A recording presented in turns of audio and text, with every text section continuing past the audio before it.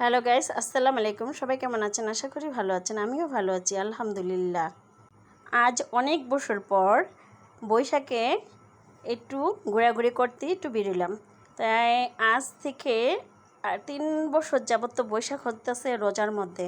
তা রোজার মধ্যে তো আর ঘোরাঘুরি করা হয় না। তার চেয়েও আর অনেক বছর আগের থেকেই বৈশাখে তেমন একটা ঘুরি না। এত ব্যস্ত থাকছি, বিউটি পার্লার নিয়ে এত ব্যস্ত ছিলাম, তো বৈশাখে কখনো ঘোরাঘুরি করা হয়নি। প্রায় আজ থেকে আরও 10 বছর আগে যখন আমার বেবিটা একদম ছোট ছিল আমার কোলে, তখন মনে একবার বৈশাখে ঘুরতে গেছিলাম। তাই এত বছর পর বৈশাখে ঘুরতে গিয়ে এই গরমের মধ্যে আমার সাথে কি ঘটলো, কি হলো, আর কোথায় গেলাম, তাই আমার শুরুর থেকে ভিডিওটা শেষ পর্যন্ত দেখুন। দেখলে অবশ্যই বুঝতে পারবেন যে আমরা কোথায় যেতেছি আর আমাদের সাথে কি হইতেছে, কোথায় গিয়া কি হলো, সেটা আপনাদের সাথে আমি সম্পূর্ণই শেয়ার করবো একটু একটু করে। তো এত গরমের মধ্যে যাইতেছিলাম, তাই যে রাস্তা দিয়ে আমরা যেতেছিলাম সেই রাস্তাটা খুবই সুন্দর, নিরিবিলি। আর আমরা যে সিএনজিতে উঠছি, সিএনজিতে ওঠার পরে যে নদীর একটা হাওয়া আমাদের শরীরে আসতেছিল, মানে এমন ঠান্ডা ঠান্ডা বাতাস আসতেছিল, খুবই ভালো লাগতেছিল। মানে গরমটা যে এত গরম ছিল, গরমের মধ্যে এত সাজুগুজু করে শাড়ি পরে বেরিয়েছিলাম, তো মনে হইতেছিল না যে তেমন একটা গরম। তো এটা ছিল রাঙ্গলবনের যে রাস্তাটা, রাঙ্গলবন বলে, ওই যে হিন্দুরা স্নান করতে আসে আমাদের বাংলাদেশে, যে সব মানে বিভিন্ন দেশের থেকে হিন্দুরা যে আসে, এইটা হয়েছে সেই রাঙ্গলবনের স্নানের রাস্তাটা। তা সেই রাস্তাটাতে যেতেছিলাম। তো এখানে আজকে আমাদের বৈশাখ ছিল, তা কালকে হবে হিন্দুদের স্থান। তো এই জন্য এখানে হিন্দুদের জন্য অনেক কিছু আয়োজন করতেছিল, স্নানের জন্য অনেক আয়োজন করতেছিল। এখানে অনেক পুলিশের গাড়ি ছিল। তো এখানে দেখা গেছে ছোট ছোট তারা দোকানের মতন ঘর বানাইতেছিল। তো এখানে দেখা গেছে মেলার মতন অনেক মেলা করতেছিল।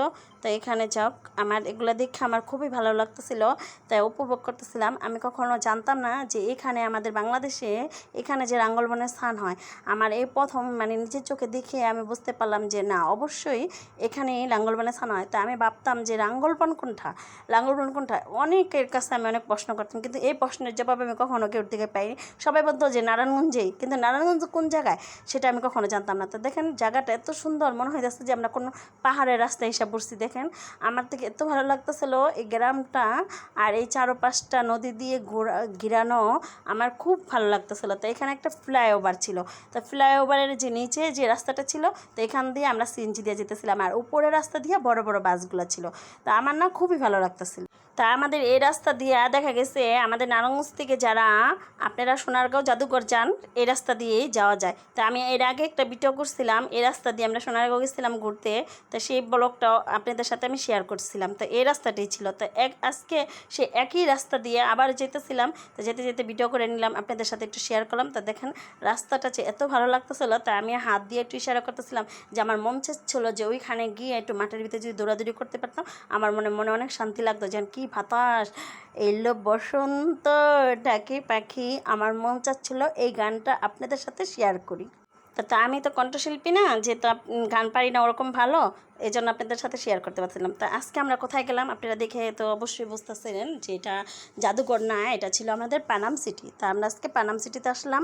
আমার অনেক দিনের স্বপ্ন ছিল যে পানাম সিটিতে আসবো। এই পানামটা কীরকম আমি সবার কাছে শুনছি, যে পানাম সিটিতে বিশাল বড় অনেক পুরানো বাড়িঘর, রাজাদের বাড়িঘর, অনেকগুলা বিল্ডিং।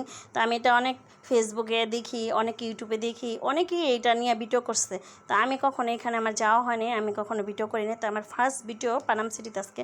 সোনারগাঁও জাদুঘরের পাশেই পানাম সিটি, এখানে আসলাম। আপনাদের লোকেশনটা আমি বলে দিলাম, আপনারা যদি অটো বা মেশক দেওয়া যদি যান 15 মিনিটে জাদুঘর থেকে পানাম সিটিতে যেতে পারবেন। আর এটা এমন একটা ঠান্ডা স্থান, পরিবেশ গরমের মধ্যেও এটা খুব ঠান্ডা পরিবেশ। চারোদিকে তো বড় বড় বিল্ডিং, পুরোনো পুরোনো বিল্ডিংগুলো, আর গাছ আছে, মানে প্রচুর ছায়া আছে। ছায়ার মধ্যে আপনারা বসে নিরিবিলিতে সময় কাটাতে পারবেন। তো এটা একটা উৎসব ছিল দেখে এখানে অনেক মানুষজন ছিল। যখন উৎসব না থাকে, হয়তো কোনো কিছু না থাকে, তখন তো আর এত মানুষজন থাকে না। আমার মনে হয় নিরিবিলি পরিবেশ যারা পছন্দ করেন, আর এরকম পুরনো বাড়ি ঘর দেখতে যারা পছন্দ করেন, তারা এরকম জায়গায় হয়তো একটু ঘোরাফিরি করতে পারেন। আর ঠান্ডা পরিবেশে, আর যদি শীতের দিন হয়তো তো কথাই নেই। আবার যদি কেউ পিকনিক করতে চান, যেন ফ্যামিলি সবাই মিলে আমরা কিছু নিরিবিলি জায়গায় গিয়া বসে পিকনিক করবো, হয়তো তাদের জন্য আমার মনে হয় এই পুরানো বাড়িঘরগুলা, এই রাজাদের বাড়িগুলা, এখানে আপনাদের পিকনিকটাও ফ্যামিলি সবাই নিয়ে বৈশা করতে পারেন। কি কোনো অনুষ্ঠান করতে গেলেও এখানে বৈশা সবাই মিলে স্কুলের পার্টি করতে চাইলে এখানে বৈশা করতে পারেন। তো আমার না খুব ভালো লাগছিলো এই জায়গায় এসে, অনেক ভালো লাগতেছিল যে এত গরমের মধ্যে তারপরে কিন্তু আমার খারাপ লাগতেছিল না, আমার খুবই ভালো লাগতেছিল। তা দেখেন আমার মেয়ে খালি পায়ে এখানে ঘোরাঘুরি করতেছে, তা ওর জুতা আমি হাতে করে নিয়ে আমি হাঁটতেছি। তো মনে হইতেছে আমার মেয়ের জুতা টানার জন্য আমাকে এখানে নিয়ে আসা।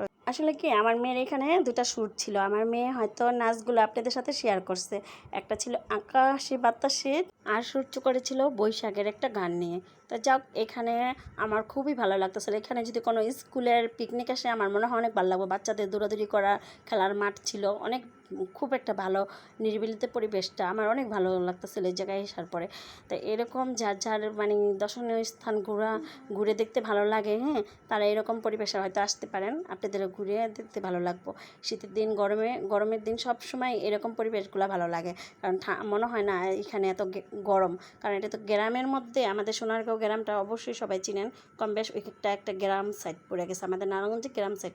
তো গ্রামটা খুবই ভালো লাগে। ওইসব গ্রামে গেলে মনে হয় গাছের ছায়া আর গ্রামের যে একটা আবহাওয়ার বাতাস, তা সবার জন্য ভালো একটা পরিবেশ আর সুন্দর একটা সময় কাটানো যায়। তো সবাই ভালো থাকবেন। নেক্সটে আবার ভিডিও নিয়ে যদি আসি আপনাদের সাথে শেয়ার করব। অবশ্যই নেক্সটে ভিডিও নিয়ে আসবো। আমাদের ইউটিউব চ্যানেলটা, তার জন্য কী করতে হবে, সাবস্ক্রাইব করতে হবে। আমার সাথে থাকবেন, আমাকে আপনাদের 2 টাকা দেওয়া লাগবে না, সালামি দেওয়া লাগবে না, কিচ্ছু লাগবে না, শুধু আমার চ্যানেলটা সাবস্ক্রাইব করবেন। দেখেন আপনাদের জন্য আমার মেয়েটা কত কষ্ট করে নাচ করে ভিডিও করে সারে, তারপরে ও অনেক ফানি ভিডিও করে, ও আমার সাথে অনেক ভিডিওতে আমাকে অনেক সহযোগিতা করে। তো আমার মেয়েটার জন্য আপনারা দোয়া করবেন, আপনারা আমার চ্যানেলটা সাবস্ক্রাইব করবেন, আমার পেজটা ফলো দিবেন, ভিডিও শেয়ার করবেন, লাইক দিবেন, কমেন্ট করবেন। আপনাদের ছোট বোন, আপনাদের খালা হইতে পারি, ছোট বোন হতে পারি, আন্টি হতে পারি, মামি হতে পারি, যাই হই না কেন, আপনারা অবশ্যই আমার চ্যানেলটা সাবস্ক্রাইব করবেন, অবশ্যই সাবস্ক্রাইব করবেন। আপনারা প্লিজ প্লিজ বারে বারে বলা হইতেছে আমার চ্যানেলটা সাবস্ক্রাইব করেন।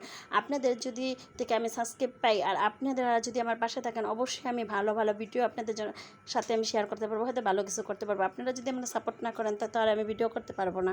তো আপনারা সবাই আমাকে একটু সাপোর্ট করেন, আমার ভিডিওটা শেয়ার করেন, আমার চ্যানেলটা সাবস্ক্রাইব করেন। আমি চাই আপনাদের কিছু কিছু দর্শনীয় স্থান ঘুরে ঘুরে আর লোকেশন আপনাদের সাথে আমি শেয়ার করতে। তো এটা এই যে এখন আমরা বেরিয়ে গেলাম, যাক, টাটা, বাই বাই, সবাই ভালো থাকেন। নেক্সট আবার ভিডিও নিয়ে অবশ্যই আসবো। আমরা নেক্সট কী ভিডিও নিয়ে আসবো সেটা আপনাদের সাথে আমি শেয়ার করবো। আপনারা ভালো থাকেন, tata, bye bye, bye bye.